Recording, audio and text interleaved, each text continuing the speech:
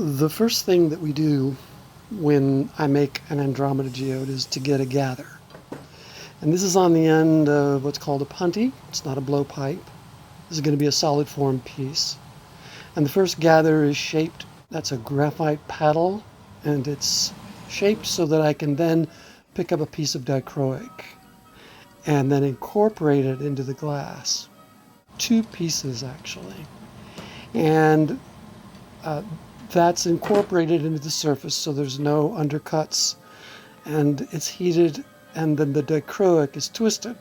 And because it's two strips that meet in the middle at the end of the gather, then what happens is it looks like it is a continuous ribbon.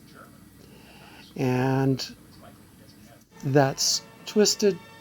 I use a variety of different colors, color combinations, and I also make different sizes. Then we get another gather, and this is going to be a large Andromeda Geode. So what I do is I get this bank of clear glass that's back on what's called the moil, and that's the part that's, back on the pipe or on the punty, and it slowly gets pushed out. This is how I make these, and there's a very good reason I'm not going to bore you with for why I do this.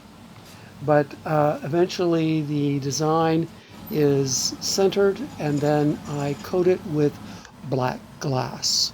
And I use powdered glass for this so I can get a very controlled amount of color on.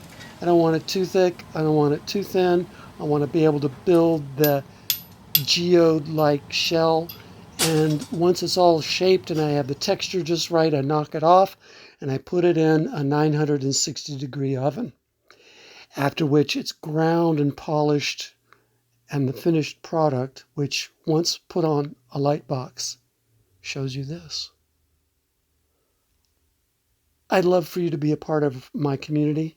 You can connect with me on Stafford Art Glass and on social media at Stafford Art Glass. Thanks for watching.